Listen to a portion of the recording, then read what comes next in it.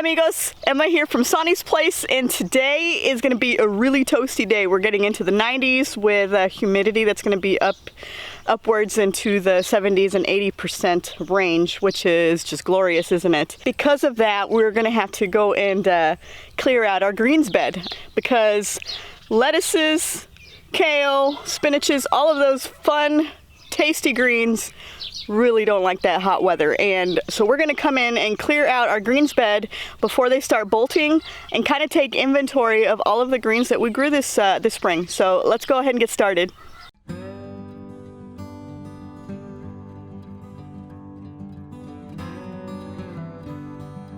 Now, if you've been following along with us, you know that our greens bed has actually been producing really great. We've had lots and lots of greens from it. We grew some collard greens. We grew our own little salad mix that I always have out here.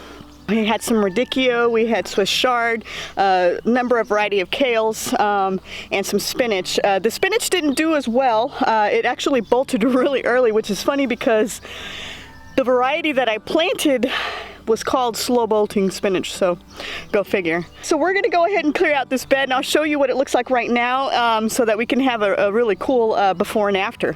This is the bed as it currently sits. It's really full right now. We've got some peas over here that need to be, I need to run some more string there to keep those up. We're actually not taking out our peas. We're gonna leave those in. And just cool them off. We're going to spray some water on top of them and keep them nice and cool.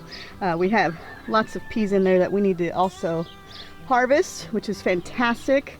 But as soon as, so I'm going to give our peas at least another week or so in here producing some peas for us. And then when they're done, I'm actually going to plant some green beans along that backside where they are. So, but today we're going to clear out our greens, all of our lettuces and kales, and I've got my 5-gallon bucket here for the keepers, and I've got another one over here for stuff that's going to go into compost. So I guess I'd better get started.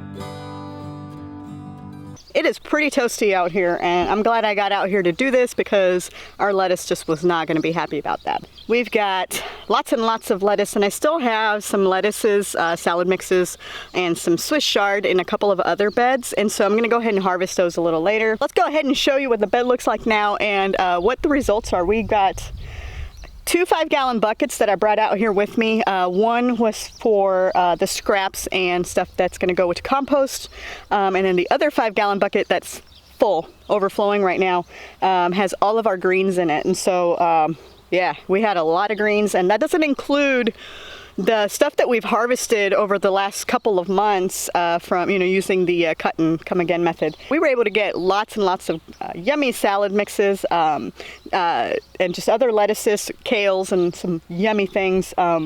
Used them a lot for sandwiches, hamburgers, and salads. But let's go ahead and show you what the bed looks like. So here it is in all its glory.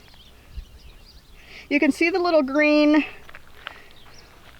stalks coming up here. These are all onions. If you've watched our previous videos, you'll know that I interplanted some of our onions that we picked up or ordered from Dixondale Farms.